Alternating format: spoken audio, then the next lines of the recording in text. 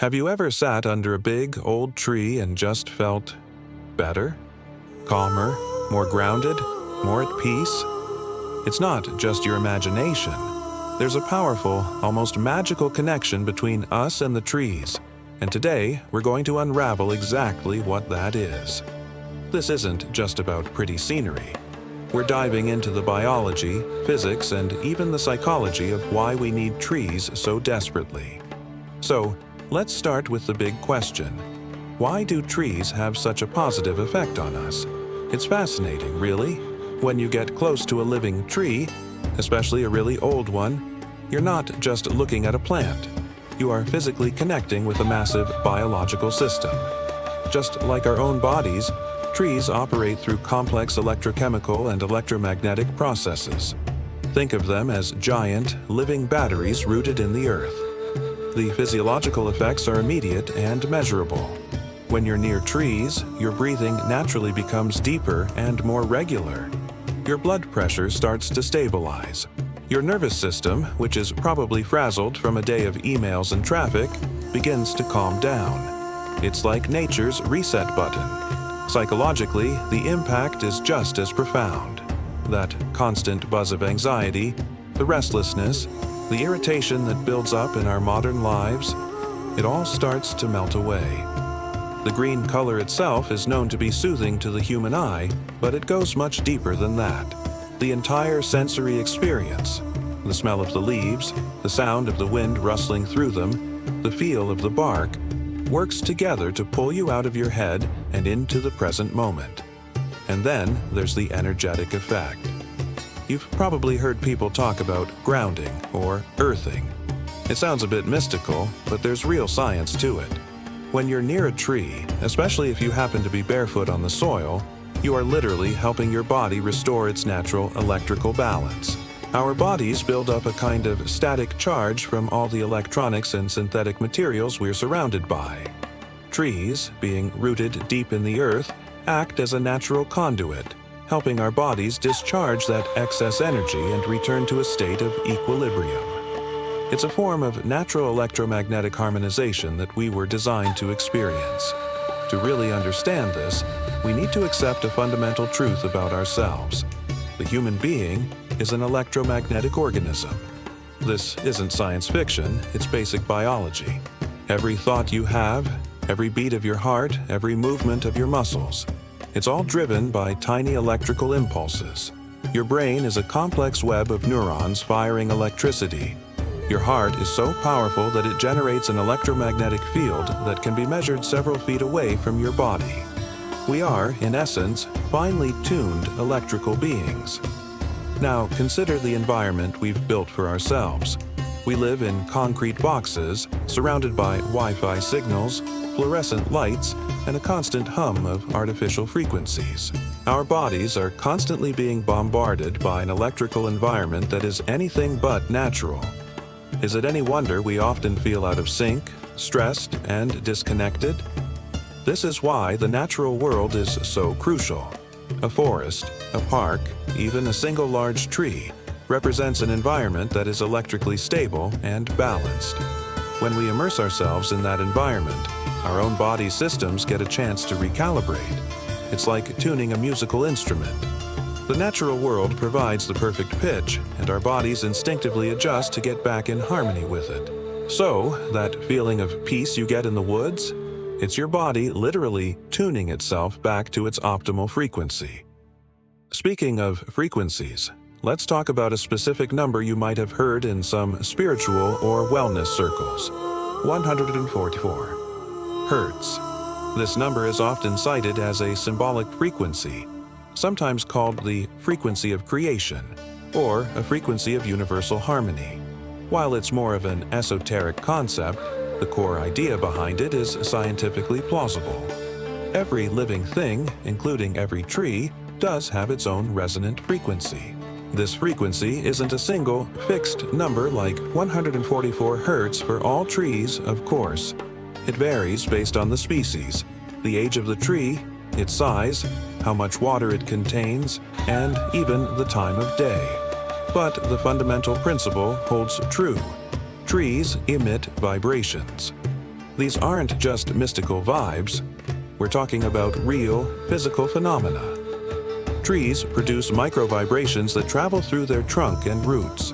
They can generate infrasound, low-frequency sounds below the range of human hearing that can still have a physiological effect on us.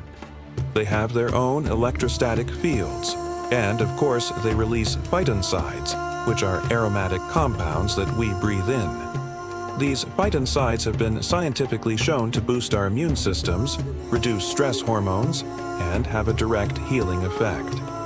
So, while the specific number 144 Hz might be symbolic, the idea that trees emit a symphony of soothing, healing frequencies is absolutely real. Now, let's shift from the individual to the societal. Have you ever noticed that wealthy neighborhoods are almost always leafy and green, while poor areas are often concrete jungles? This is not a coincidence. It's a direct reflection of how we value or devalue the psychological and physical well-being of a community. Wealthy neighborhoods are designed with a specific goal in mind: to create an environment that fosters a sense of well-being, stability, and peace. Urban planners, whether consciously or not, know that greenery is a key ingredient. Trees and green spaces have been proven time and time again to reduce stress, lower aggression and crime rates, improve concentration in both children and adults, and even lead to better sleep. A tree-lined street isn't just a luxury. It's an investment in the mental and physical health of the residents. In contrast, poorer areas often suffer from a severe lack of long-term planning and investment. When the focus is on short-term costs and basic infrastructure, green spaces are seen as a frivolous extra, not a necessity. The result is a landscape dominated by asphalt and concrete, which creates a feedback loop of stress. The lack of nature leads to greater anxiety, more tension in the community, and a pervasive sense of disconnection, not just from nature, but from each other. The environment you live in directly shapes your mental state. So, what would happen if we took this a step further? What if we decided to replace all the living trees with artificial ones? Imagine a city where every tree is made of plastic and metal, perhaps with some fancy LED lights. It might look neat, modern, and low maintenance on the surface, but we would lose something absolutely essential to our survival and our spirit. An artificial tree is dead. It has no life. It doesn't breathe in carbon dioxide and breathe out the oxygen we need. It doesn't purify the air by trapping pollutants. It doesn't release those healing phytoncides. It doesn't participate in the water cycle. It doesn't create the microclimate of shade and coolness that makes a hot day bearable. Without living trees, the air would become stagnant and dry, and urban temperatures would soar. On a biological level, people would suffer. We'd see a rise in respiratory problems, fatigue, sleeplessness, and stress-related illnesses. That constant, subtle, healing interaction with a living ecosystem would be gone. And on a spiritual or psychological level, the place would just feel empty, lifeless. No matter how sleek and modern the design, our ancient evolved brains would know that something is fundamentally wrong. We are biologically programmed to seek out life, and living in a sterile, artificial environment would leave us feeling profoundly isolated and uneasy. A city that replaces its living trees with plastic imitations is a city that is harming the health and severing the spirit of its citizens. This brings me to a final, provocative thought. Does all this mean that rich people are dumber than those who are more connected to nature? Not necessarily dumber in an academic sense, of course, but there's a different kind of intelligence, a deeper wisdom, that can get lost in the pursuit of wealth and comfort. Often, as people accumulate more wealth, their lives become more insulated. They move from an air-conditioned home to an air-conditioned car to an air-conditioned office. Comfort replaces experience. Their connection with the raw, unpredictable, and grounding force of nature can diminish. True intelligence, I would argue, isn't just about how much information you can process or how much money you can make. It's about how deeply you understand the connections, the intricate web that links you to other people, to your community, and to the natural world.